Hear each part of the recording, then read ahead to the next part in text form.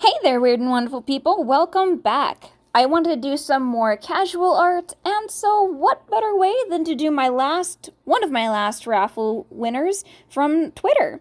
This time it was a Helluvaboss raffle. Winner was picked at random, and we got this little cutie, a peacock demon. I'm assuming she's going to be part of the Goetia, and I'm not sure her backstory, but it'll be interesting enough to see where it starts.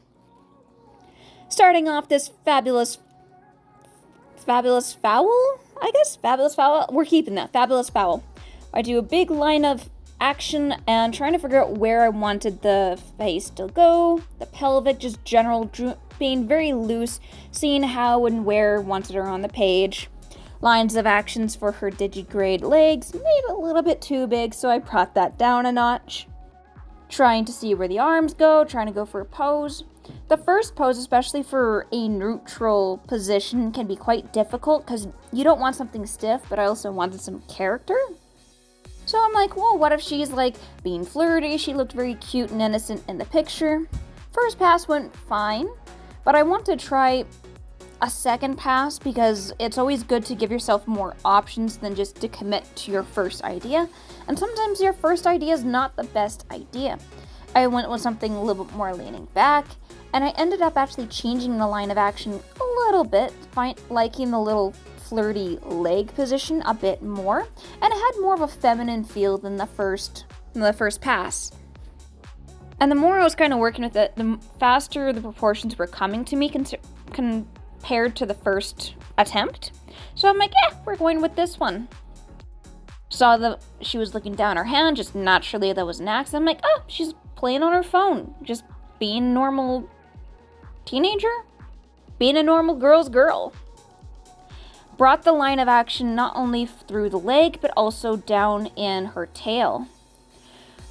So, considering the fact that she's going to be extremely tall, it was a bit tricky to see how her tail was going to shift, but still take up enough room of the page. And it's kind of tricky because her tail doesn't have any distinguishing markers besides these kind of free-floating peacock eye markings on the tail, so I thought it'd be good and save myself a headache to just in advance try to split the tail off in threes, since it looked like there was a line of 3 eyes on the tail.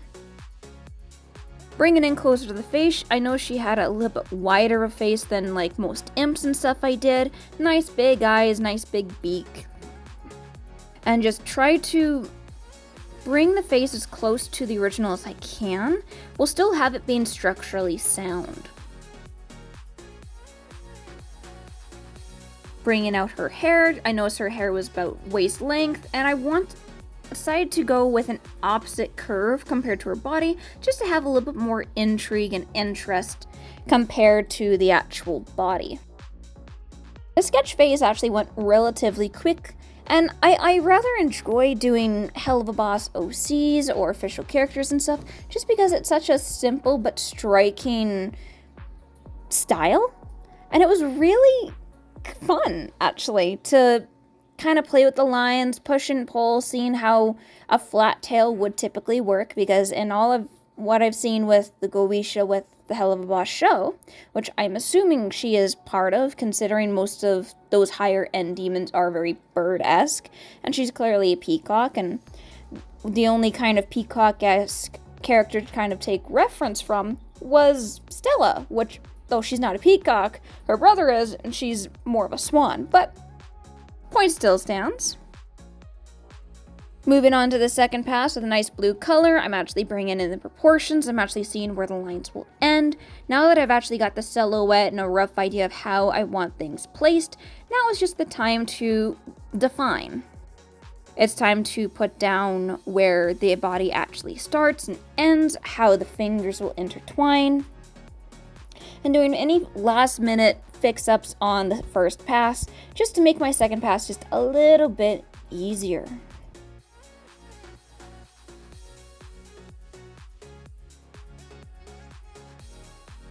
Moving back with the face, wanted to have more of a facial expression now that I've got a structure down. It can be a bit difficult doing beaks and like hard facial expressions with such stoic or fixed facial nodes, like beaks, like big eyes, stuff like that. It can be a little bit difficult to actually bring expression into something that is so stagnant. Wanted nice big eyes, and I know normally my eyes will go past the second eyelid, and hers actually, if you look in the reference, her eyelashes will actually come all the way around her eye, but since I wanted a more of a smiling expression, I brought up the corner of her eyes and just kept a very simple flat line of where the eyelash will actually end. I would personally do a couple things a little bit more differently with her design. It's super cute as it is. For example, I would, if this was my critique, I would maybe change the color of her top compared to her hair. I noticed as I was coloring, and I'll touch on that later, that it was really hard to differentiate the hair from the actual clothes, especially the top. And she's got such beautiful proportions, and she's so beautifully articulated with this.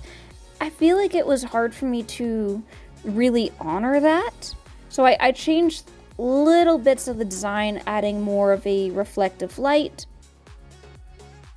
and adding more of a gradient with the actual hair itself, just to have a difference.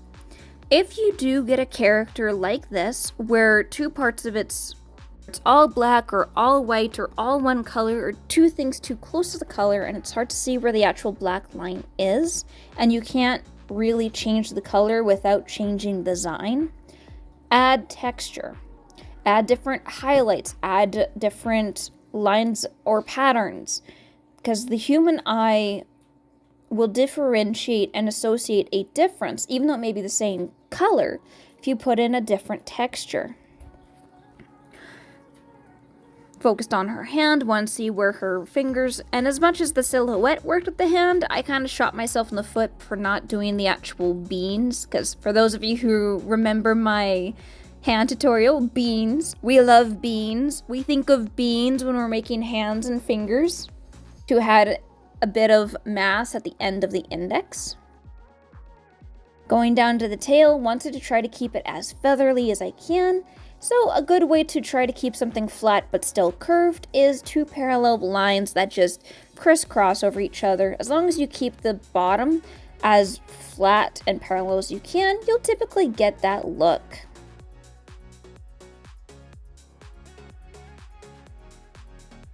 Adding in the clothes now, this is kind of where the fun, now that I've got the doll, so to speak, it's time to put on the clothes. Her cute little off-the-shoulder long sleeve shirt was very interesting, especially the fact that her silhouette was so close. Typically, I had to figure out how the sleeves would actually meet the torso of the shirt, so I just brought in extra long fabric lines. A skirt is easy enough, especially a pleated skirt. It's zigzags. Bring in a bunch of zigzags, meet the contours of the body, and the ones that are typically towards the top of the page will typically be where the folds will rest with the pleated skirt. I didn't go too crazy over the eyelets in the tail itself, considering that they were not outlined in the actual picture and the reference itself, but I did put them in a rough placing, very loose, rough placing of where they would be on the tail, just so I can come back later and color it, instead of trying to do lines and try to nitpick and waste a lot of time on a detail I don't think many people would notice on them being actually outlined. And having more of an ethereal eyes floating coming down the spine of the feathers would be a little bit more striking compared to black being on black and the colors muddling that way. So I just put them down for quick and easy placement. I noticed that it was very kind of sideways, and there was a lot of open space with the base of the tail. Even though that will be covered in a gradient, I just added a little bit of an artistic flair and adding a third line of just base outlets to better accentuate and bring more interest at the base of the tail. Going in with line art, wanted most of the shadow to be from the left side of the page, so I tried to make that, especially the left side of the head and the shoulders and the fingers, to be pretty thin lines. and then darker lines on the right side of the page just to have some more interest and a better idea of where shadows potentially could come later on. So, for example, the feathers on the side of her cheeks and the little eye feather made that a lot darker on the right side than the left side, just to show a better light source. Even though I wouldn't be going too in depth with highlights and shadows and stuff, it's a good practice to start narrowing down where that light would be if you ever had to come back in later on. Doing some fine details with her phone and with her fingernails. Unlike most characters in the show, her fingers actually had a bit of a pedicure, so the tips of her fingers would actually be claws instead of just most of the finger itself being that same color. And I'm like, I could play on that. So I wanted to add more of a clawed tip, kind of manicured look, a lot more structured. Not gonna lie, struggled a little bit with the hand. Who doesn't? Even professionals can sometimes struggle. Like I said, I bit myself in the butt, so to speak, when I didn't actually figure out where the knuckles and the placement was going. But live and learn, right? And sometimes with art, it's more of a feel of an object than necessarily the accurate placement and proportion. I still love the top though. It's a very cute top. I wouldn't mind having a top like that. Bringing in her bracelet and stuff like that, bringing out the necklace a bit further so it doesn't look like it was actually painted on the body. And just working diligently down. I like to start at the top of the head because that's where I like to put most of my focus. And then bring out long lines for the rest of the body. Have it go relatively quickly.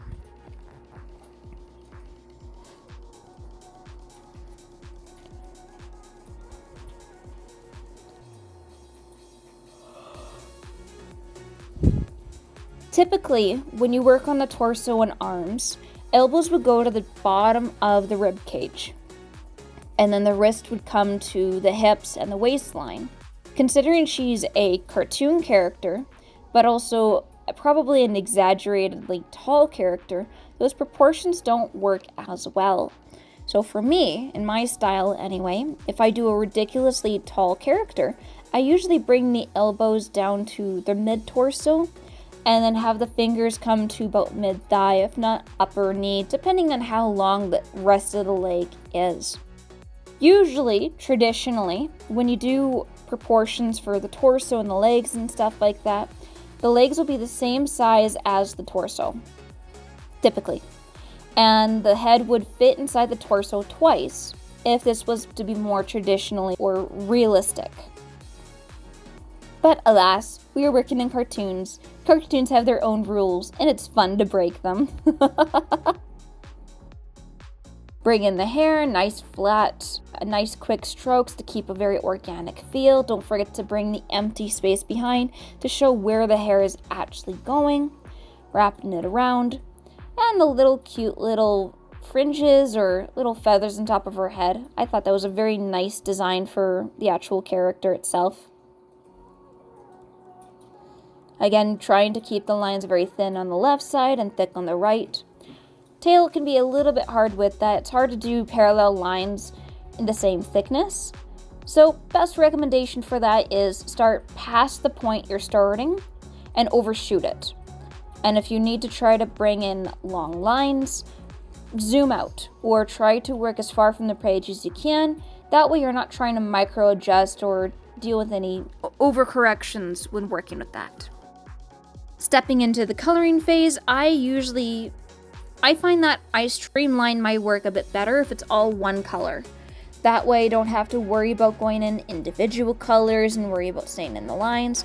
Staying in with one color is a good way for me to quickly block out the form, block out the details, and then when I go in with the second pass of colors, whether it's for secondary or outfits and stuff like that, I only have to worry about staying the lines in the actual silhouette. And this is a good way to see how the silhouette is doing. Is it easy to read? Because if it's all bunched in together, then it can be really hard to read what's going on, where things separate and stuff like that. And having a clear silhouette is a good idea. So here I am focusing more on where the lines end and in between, and then I'll come back in with a much thicker brush to actually fill in the lines. Later on in the video, when I'm doing more of exact coloring, you'll notice that I may have overshoot or undershoot, or, you know, like me, forget a complete line as you're coloring. But we fixed it in the end. No one will notice, right? It's totally no one will notice. Come back in with the color and just, with a much bigger brush size, and just shave off a good like 5-10 minutes after I do a quick, simple pass along the outline of the actual character. So enjoy a few minutes as I quickly block in the shape. I also, normally by this time, I would remove the blue lines the second pass, but since I do eventually need it for the tail, I just brought it a couple layers above. So as you see with the bottom right, how I do my coloring is I'll do a color layer, 3 or 4 separate layers on top of that, and do clipping and just work my way through that. By this point, I'm just color correcting, color coding, referring to the reference as often as I can to try to keep the character as accurate as I can to it. Even though it's in my own style, I still want it to be recognizable as someone else's character. So it's pretty cut and dry. Color drop and replace the colors with the eyes to add a little bit more of volume to the actual white pupils. I added a more saturated deep blue to the inside of the eyes and just kind of blurred it just to bring more of a defining feature to the eyes.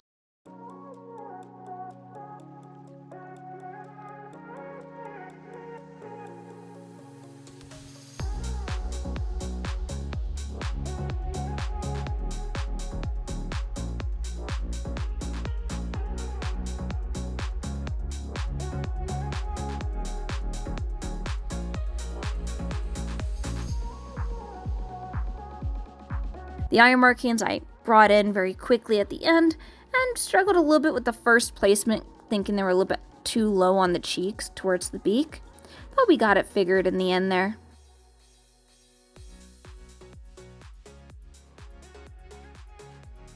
So just kind of highlighting the eyes. Normally I would do like highlights or color differentiation, but keeping a flat color I think was the better choice to make, just to keep it simple.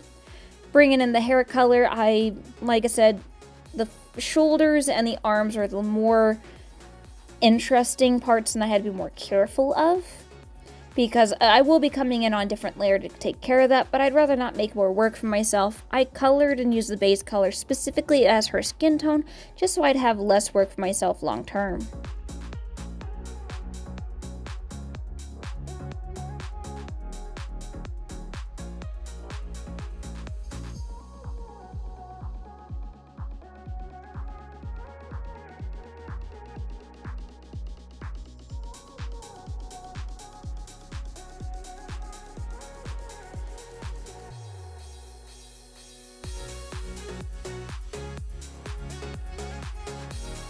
And this is where you see I'm coming in with that next pass, going back to my base layer of color and just redefining the lines, making sure everything's clean.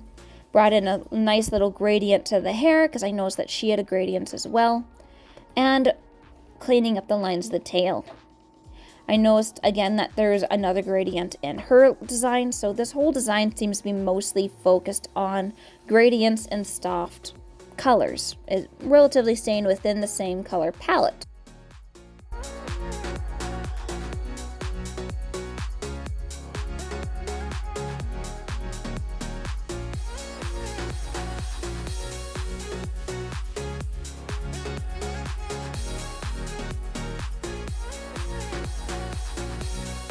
So right about here you can really notice how the colors get muddled with the shirt and the actual long hair. It's, even though it's in this even the same hue, so because the hair was a dark purple, so I used the same hue, slightly more saturated to make it blue, though I still didn't like as much of a difference. It was a little too similar ultimately in the end, but I was able to fix that with some light shading and highlights. What really ties the character together, in my personal opinion, is this neon blue skirt. It really added a different color palette to dark, dark, dark, and then gradient dark. And it's a very nice way to draw the eye back up the body or back down the body, so it's not just kind of wandering aimlessly.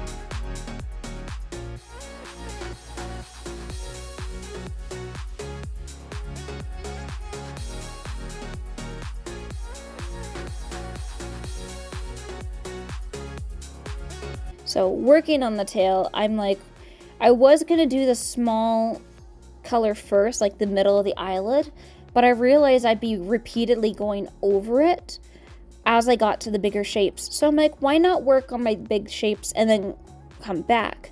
So I used the dark purple, the biggest part of the eyelid, to kind of make the first formation, and then worked backwards with the neon pink and the dark blue to really make the eyelid shine. Adding a slight gradient, so you still saw the eyelids at the base of the tail, but the base of the tail still looked a little bit too plain to me. I also accidentally started coloring with pencil instead of pen, and I had to quickly redo that. So, end of the tail ultimately had 3 lines, but the beginning of the tail only had 2. So I had to really figure out, okay, if this was to be a proper character design, how would we start that? So I just brought the base eye color with the middle of the eyelids and just did a simple line down at the darker part of the tail just to have this allude of, hey, this continued up from here.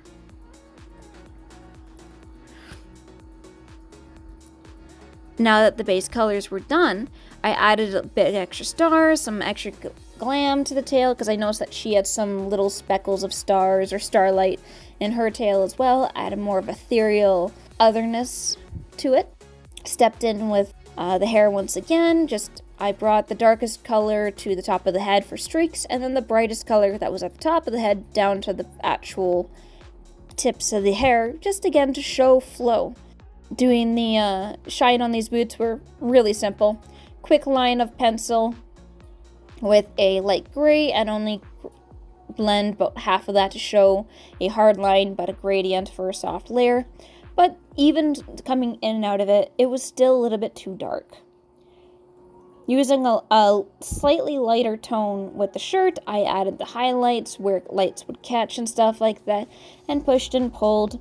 Usually with this kind of thing, I would put a second color, a little bit more saturated, to cover more of the in-between notes, but I also didn't want to go too far into like the leathery look.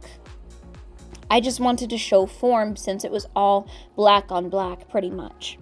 So I highlighted the body tone, the proportions, and I came back in with a thinner color or a thinner pen or pencil to just better differentiate that from the actual hair. Far away you still can't quite notice, but it adds a really nice kind of touched up look once you zoom in. I also added a gold highlight to the moon. There's so much silver and pale tones, I thought adding a slightly different color would really bring the attention back to the face. Adding some general shadings to the skirt just to show that where the pleats end and how the pleats look. It's a wonder what you can do with a couple simple shadows. Better example what I talked about before with the shirt is what I'm doing now with the pleated skirt, where I added a more neon color to it and blended it out just to show some midtones with it.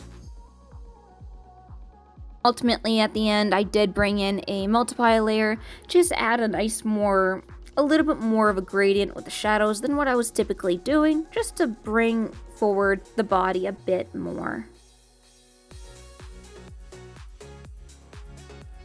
Notice the hair didn't have as much detail as I would have liked, so I just went over that with a few more lines for the hair and re-highlighted the boots. wanted to have a little bit more fun. So much of the body was structured and already preordained.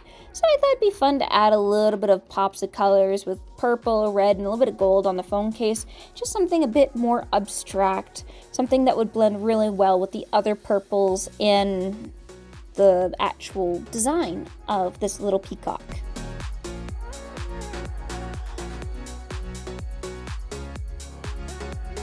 It was right around here I also highlighted the fingers, the beak, a little bit of the eyes.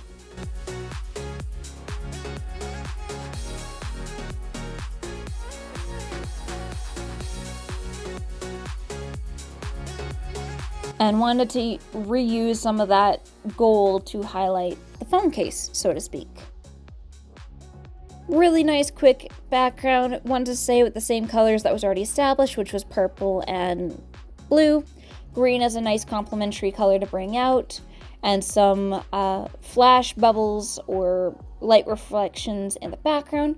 And that's about it.